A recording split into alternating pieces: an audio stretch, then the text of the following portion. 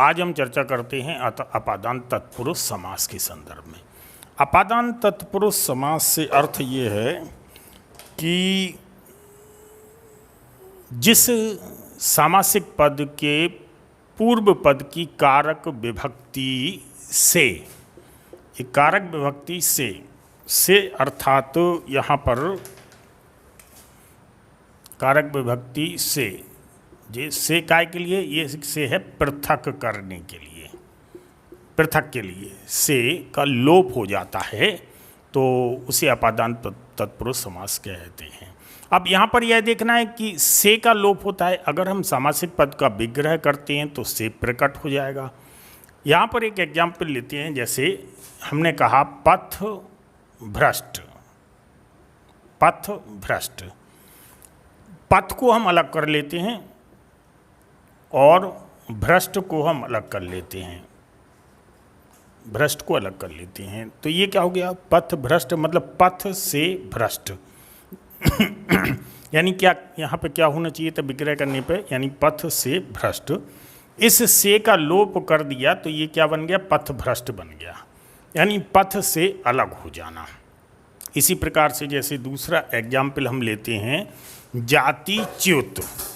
जाति च्युत का मतलब होता है जाति से अलग हो जाना। जाति च्युत को लेते हैं तो यानी जाति धन च्युत, यानी जाति से च्युत मतलब अलग हो जाना। तो जैसे जाति से निकाल दिया जाता है उसे अपन जाति च्युत कहते हैं। तो मतलब ये से का लोप हुआ था तभी तो ये बना, तो विग्रह पढ़ने जाति से च्युत यानी जाति च्युत। दूसरा आता गुणहीन, जैसे एक शब्द लिया गुणहीन। गुणहीन शब्द यहाँ पे क्या मतलब हुआ, यहाँ पे गुण को हमने अलग कर लिया और हीन को हमने अलग कर लिया तो क्या हो गया, गुण से हीन, यानी जिसके पास कोई गुण नहीं है या जिसका गुण चला गया। तो ये देखो सेप काय के लिए आया, पृथक के लिए, जुड़ने के लिए नहीं आया, ये चीज़ को अलग कर रहा है, यानी गुण से हीन कर रहा है। एक और एग्जाम्पल अगर हम लेते हैं तो जैसे धर्म भ्रष्ट आता है, तो धर्म भ्रष्ट की जब हम बात करते हैं तो धर्म भ्रष्ट में हम देखते हैं कि ये लिखा है धर्म और ये लिखा भ्रष्ट, भ्रष्ट। धर्म को हमने अलग कर लिया और भ्रष्ट को हमने अलग कर लिया तो क्या हो जाएगा, धर्म से भ्रष्ट, यानी धर्म के मार्ग से हट गया, धर्म के मार्ग से हट गया। ऐसी हम लेते हैं जैसे जन्मांध, यानी जन्म से अंधा। धर्म विमुख, यानी धर्म से विमुख हो गया, जो धर्म के रास्ते से अलग हो गया, उसे हम बोलते हैं धर्म विमुख। आशातीत, जैसे एक शब्द आता है आशातीत। आशातीत को हम देखो कैसे देखते हैं, हम संधि जो पढ़ चुके हैं इसमें संधि का बहुत बड़ा रोल होता है। जैसे आया आशातीत, आशातीत, इसका मतलब क्या हुआ, आशा धन अतीत, अतीत। आशा धन अतीत यानी आशा से अतीत, यानी कोई व्यक्ति आशा से अधिक काम कर दे या आशाओं के अनुरूप काम ना करके आशाओं से अधिक काम कर दे तो ऐसे व्यक्ति को क्या कहते हैं, आशातीत, आशा के अतीत। दूसरा एक शब्द हम लेते हैं जैसे आवरणहीन। आवरणहीन का मतलब क्या होता है,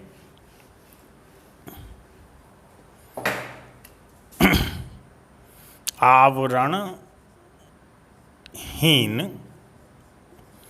हीन देखो ये हुआ आवरण और ये हुआ आपका हीन, यानी आवरण से हीन, यानी जो आवरण, जिसका आवरण हट जाता है, जिसका आवरण यानी बाह्य परत हट जाती है या उसकी छाया हट जाती है या उसका शैडो हट जाता है तो उसे हम क्या कहते हैं, आवरणहीन हो गया। आवरण मतलब वस्त्र हट जाते हैं या आउटलाइन हट जाती है तो उसे हम बोलते हैं आवरणहीन, यानी आवरण से हीन।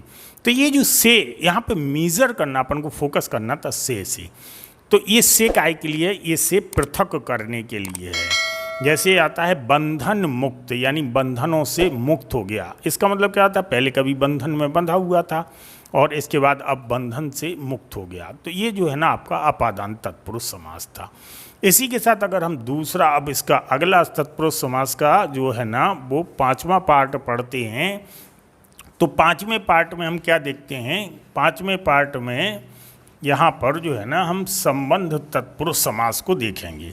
संबंध तत्पुरुष समास से मतलब हमारा रहेगा कि संबंध कारक विभक्ति, संबंध तत्पुरुष समास। संबंध कारक विभक्ति क्या होती है, का, की, के, ला, ली, ले, ना, नी, ने, रा, री, रे, इनका लोप हो जाए, इन कारक विभक्तियों का लोप हो जाए तो यहाँ पर संबंध तत्पुरुष समास होगा। अब इन कारक विभक्तियों का लोप कैसे होगा, नहीं जिस सामासिक पद के पूर्व पद से संबंध कारक विभक्तियों का लोप हो जाता है तो उसे जो है ना संबंध तत्पुरुष समास कहते हैं। जैसे समय अनुसार, मान लो लिखा है समयानुसार, एक शब्द आया समय अनुसार, इसे अपन क्या करेंगे, समय धन अनुसार, ये तोड़ देंगे अपन, समय धन अनुसार, ये टूट गया है, ठीक है ना। तो अब समय धन अनुसार, यहाँ पे कारक विभक्ति क्या है, समय के अनुसार, समय के अनुसार जो होता है वो समय अनुसार कहलाता है। तो यहाँ के कारक विभक्ति ने हमें क्या बता दिया कि ये संबंध तत्पुरुष है, यानी अगर ये कारक विभक्तियाँ हमको मिल जाती हैं तो ऐसे समास को हम कहाँ ले जाते हैं, ऐसे समास को हम संबंध तत्पुरुष समास में ले जाते हैं।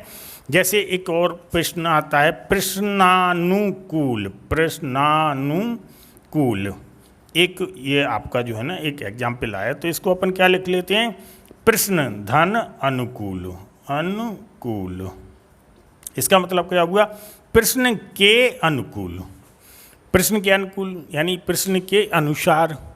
तो जो के कारक विभक्ति आई जिसका लोप हुआ था और प्रश्नानुकूल बन गया था, तो ये संबंध तत्पुरुष समास को प्रदर्शित करता है।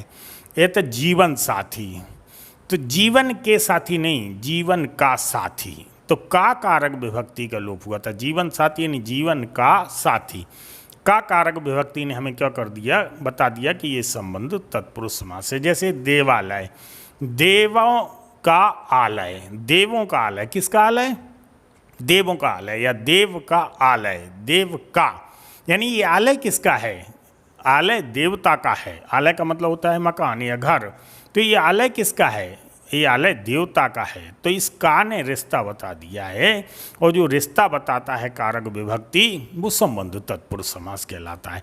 मंत्रालय यानी मंत्रियों का आलय यानी मंत्रियों का घर, तो ये जो का आया है मंत्रियों का घर, मंत्रालय, ठीक है ना। जैसे है प्राण हानि, अब प्राण हानि को हम कैसे लिखते हैं, ये लिखा हमने प्राण और ये लिखा हानि, यानी प्राण की हानि, प्राण की हानि। तो ये की कारक विभक्ति का जो लोप हुआ और प्राण हानि बना है, तो इसकी ने हमें क्या बता दिया, इसकी ने हमें संबंध तत्पुरुष समास के बारे में बता दिया। लखपति यानी लाखों का पति, तो लाखों का जो शब्द बता रहा है ये संबंध को डिनोट कर रहा है। लोकहित, लोक का हित, तो लोक हित मतलब लोक के हित के लिए, लोक के हित। अब लोक के हित के जो है ये हमें संबंध तत्पुरुष को शो करता है। राजनीतिज्ञ यानी राजनीति में विज्ञ, यहाँ पर हम देखते हैं एक शब्द आता अक्सर,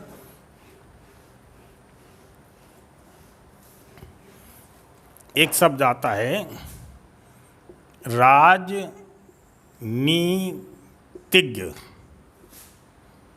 राजनीतिज्ञ, इसको हम तोड़ते हैं राजनीति धन विज्ञ, राजनीति धन विज्ञ यानी राजनीति का विज्ञ, विज्ञ मतलब होता विद्वान, और राजनीति मतलब जो राजनीति का विद्वान होता है वो उसे राजनीतिज्ञ कहते हैं, यानी राजनीति का विज्ञ अर्थात राजनीति का ज्ञाता। इसी प्रकार से जो है ना मृत्यु दंड यानी मृत्यु का दंड, और भ्रात स्नेह, भ्रात का स्नेह मतलब भाई का प्यार।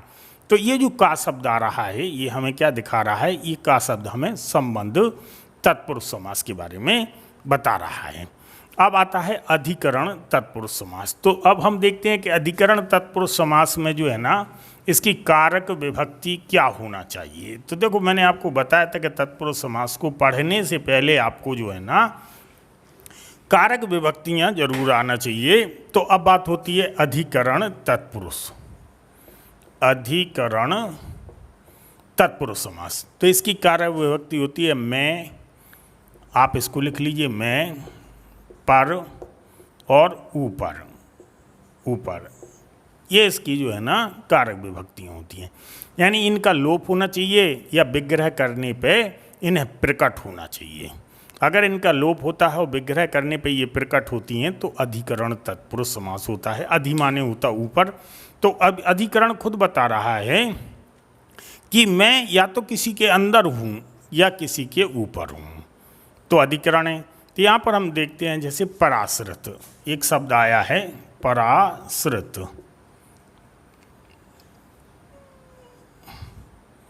अब यहाँ देखो पर आश्रित। अब पर आश्रित, देखो ये पर तो ये वाला पर आया है, ये पर कारक विभक्ति आई है, और ये आश्रित मतलब दूसरों पर आश्रित। ये पर दूसरों के लिए, दूसरों पर आश्रित यानी पर आश्रित। तो इसका लोप हो जाएगा और ये जो है ना क्या हो जाएगा, आ और बड़ा आ मिलके ये बड़ा आ बन जाएगा। और इसके बाद दीर्घ स्वर संधि, वो तो आपको आती है, पढ़ चुके हैं आप। अगर पढ़ चुके हैं तो फिर आपको ये पता होना चाहिए। एक शब्द और इसके लिए आता है जैसे हवाई यात्रा। हवाई यात्रा का क्या मतलब होता है, यहाँ पर देखते हैं कि हवाई यात्रा आता है ऐसे,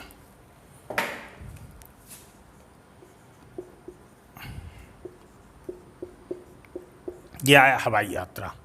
तो हवा में यात्रा, हवा में यात्रा, देखो मैं, इस मैंने हमें बता दिया है कि ये जो है ना क्या है, ये अधिकरण तत्पुरुष समास है। मैं, ऊपर, पर, इन शब्दों का विग्रह करने पे इन शब्दों को प्रकट होना चाहिए या सामासिक पद बनाने पे इनका लोप होना चाहिए। जैसे देशाटन है, मान लो एक शब्द आता है देशाटन, देशाटन, इसको हम कैसे लिखते हैं, देश धन अटन, देश धन अटन, यानी देश में यात्रा करने वाला या देश में यात्रा करने वाला देशाटन कहलाता है। कहाँ जा रहे हैं, देशाटन पे जा रहा है, देशाटन के लिए जा रहे हैं, तो देशाटन पर जा रहे हैं मतलब देश की यात्रा के लिए जा रहे हैं। अटन देश माने होता है देश, अटन मतलब यात्रा या मूवमेंट, तो देशाटन हो गया है। देखो यहाँ पर दोते कि जैसे एक शब्द लेते पुरुषोत्तम, पुरुषोत्तम यानी पुरुषों में उत्तम, पुरुषोत्तम, पुरुष धन उत्तम यानी पुरुषों में उत्तम पुरुषोत्तम कहलाता। तो देखो मैं कारक विभक्ति का लोप हो गया। पेट दर्द, ना तो पेट पर दर्द तो होता नहीं है, पेट में दर्द होता है, तो पेट में दर्द यानी पेट दर्द। भाषा अधिकार, भाषा अधिकार को अपन कैसे लिखते हैं, देखो यहाँ पे जैसे मैंने लिखा है भाषाधिकार, भाषा अधिकार, यहाँ इसको मैंने अलग किया भाषा धन अधिकार, ये हो गया भाषा धन अधिकार। तो देखो भाषा में अधिकार होता है या भाषा पर अधिकार होता है, भाषा पर अधिकार, जो भाषा पर अधिकार कर लेता है वो भाषा अधिकार कहलाता है। तो ये जो पर आया है ये पर काय के लिए, ये पर जो है ना जो अधिकरण तत्पुरुष समास था। सर्वोपरि, सर्व में उपरी, उपरी मतलब ऊपर, सर्व में उपरी यानी सर्वोपरि यानी सब में ऊपर। तो ये मैं जो आया है ये हमें बता रहा है अधिकरण तत्पुरुष समास से। इस प्रकार से जो है ना हम जो तत्पुरुष समास है इन तत्पुरुष समासों का इस प्रकार से विश्लेषण करते हैं। अगर हम बात करते हैं, देखो कुछ समास ऐसे होते हैं कि एकाधिक शब्दों, एक से अधिक शब्दों का लोप हो जाता है। तत्पुरुष समास के ये जो है ना ये मैटर आपका क्लोज हो गया। लेकिन अब सामासिक चीज़ें हैं, देखो समास में एक और आता है कि कुछ समास ऐसे होते हैं जिसमें जो है ना बहुत सारे शब्दों का लोप हो जाता है। तो उन बहुत सारे शब्दों के लोप करने के क्रम में हम कैसे देखते हैं, तो यहाँ पर हम देखते हैं कि एक शब्द मैं लेता हूँ, एकाधिक शब्दों का लोप हो जाना। इसके लिए जो है ना एकाधिक शब्दों का लोप हो जाना, लोप हो जाना। अब देखो जिन शब्दों का लोप होता है तो उनमें जो कारक विभक्तियां होती हैं जो उसके पूरे भावार्थ को बताती हैं, उन कारक विभक्तियों का प्रकट होना या उनका लोप होना हमें उस समास की ओर ले जाएगा कि ये समास कौन सा होना चाहिए। जैसे मैं एक शब्द लेता हूँ वायुयान, मान लो एक शब्द मैंने लिया वायु और यान। अब देखो वायु पर चलने वाला यान होता है कि वायु में चलने वाला यान, कौन सा सही होता है? तो अपन सब लोग जानते हैं कि इसका होता है वायु में चलने वाला यान। इसे अपन क्या कहते हैं? इसे अपन कहते हैं वायुयान। तो देखो यहाँ पर कितने शब्दों का लोप हो गया, कारक विभक्ति का लोप हुआ और ये इसका भी लोप हो गया, और ये दोनों मिलके क्या बन गए? ये दोनों मिलके सामासिक पद वायुयान बन गए। तो वायुयान को अगर हमें विग्रह करना है तो हमें इस प्रकार से करना पड़ेगा। और किस में चल रहा है ये यान? वायु में चल रहा है। तो ये जिसकी कारक विभक्ति का लोप हुआ है वो उसी में चला जाएगा। तो यहाँ पर हम क्या देखते हैं कि मैं पर किसकी कारक विभक्ति थी? मैं और पर अधिकरण की कारक विभक्ति थी, तो ये अधिकरण में चला जाएगा। जैसे एक शब्द लेते हैं मताधिकार, मताधिकार, मताधिकार, देखो मताधिकार, तो यहाँ पे हम देखते हैं मत देने का अधिकार। मताधिकार को क्या बोलते हैं? मत देने का अधिकार। तो देखो कितना ये इतना लोप हो गया इसका। तो इसकी कारक विभक्ति क्या थी? का क्या बता रहा है? रिश्ता बता रहा है। का की के रारी रे, ये रिश्ता बता रहा है, संबंध बता रहा है। तो मताधिकार यानी मत देने का अधिकार, तो जिसकी कारक विभक्ति है हम उसमें डाल देते हैं, यानी संबंध तत्पुरुष समास में चला जाएगा। जल जंतु, जैसे एक शब्द आता है जल जंतु। अब यहाँ पे हम क्या देखते हैं कि जल जंतु को हम तोड़ लें पहले। जल जंतु इसका मतलब होता जल में रहने वाला जंतु, रहने वाला जंतु। जल में, काय में? जल में क्या करता है? रहता है। तो जल में रहता है जंतु, तो जल में रहने वाला जंतु जल जंतु। तो मैं यानी जल के अंदर जो जंतु रहता है वो जल जंतु है। तो ये मैं कारक विभक्ति आया। तो मैं कारक विभक्ति के साथ और शब्दों का भी लोप हो रहा है। यहाँ पर एक कंट्राडिक्शन हो सकता है कि ने, ला, समझ रहे ना? तो ये जो ने खतरा पैदा कर सकता है संबंध तत्पुरुष के लिए। आमतौर पे जो है ना ऐसे जब कंट्राडिक्शन वाले जो है ना शब्द आते हैं तो वहाँ पे संबंध तत्पुरुष जो है ना ऑप्शन में नहीं रखा जाता है, जिससे कि कंट्राडिक्शन पैदा ना हो। अन्यथा कोई दिक्कत नहीं है, फिर आपको वो है, या आपको जो है ना मैं और पर यानी अधिकरण नहीं रखा जाएगा, जिससे कंट्राडिक्शन ना हो, तो दो में से किसी एक को ही ऑप्शन में रखा जाता है। अगर तत्पुरुष के दोनों रखते हैं तो स्वाभाविक है फिर कंट्राडिक्शन हो सकता है। तो यहाँ पर जो है ना हमें डिसीजन किस में लेना पड़ेगा, अगर इन केस ऐसा आता है तो हमें मैं के साथ डिसीजन लेना पड़ेगा जो स्पष्टीकरण देता है या जो हमें प्रत्यक्ष प्रमाण देता है, तो उसके साथ हमें डिसीजन लेना पड़ता है। यहाँ पे एक एग्जाम्पल और लिख देता हूँ मैं आपको। जैसे वन पशु है, वन पशु को हम कैसे देखते हैं, ये है वन पशु, वन पशु। तो इसको हम तोड़ेंगे, वन में रहने वाला पशु, वन में रहने वाला। तो देखो कितने शब्दों का लोप हुआ है, इतने शब्दों का लोप हुआ, ये कारक विभक्ति है इसकी। कहाँ रहता है पशु, ये वन में रहता है। तो वन में रहता है पशु तो वो वन पशु कहलाता है। यहाँ पर हमें दो चीज़ें देखना, जैसा कि मैंने आपको बताया है कि भाव हो, भाव, पशु तो कोई भी हो सकता है। जो पशु वन में रहता है वो वन पशु है।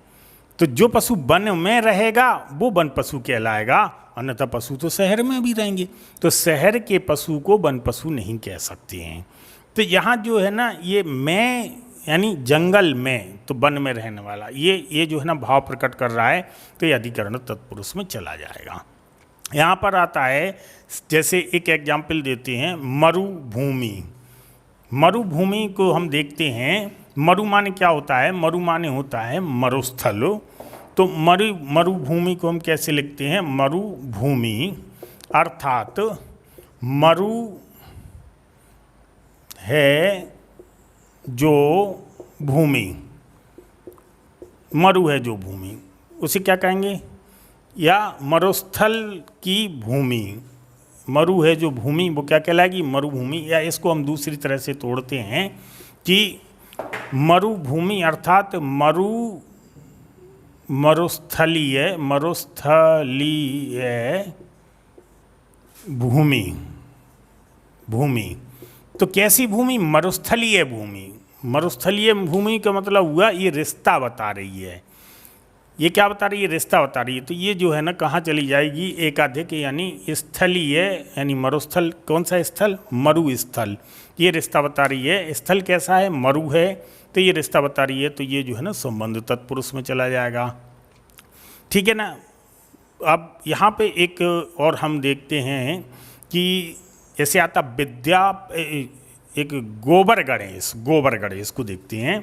मान लो ये लिखा है गोबर गणेश, गोबर गणेश, तो यहाँ क्या हो जाएगा, गोबर के बने गणेश, गोबर के बने गणेश।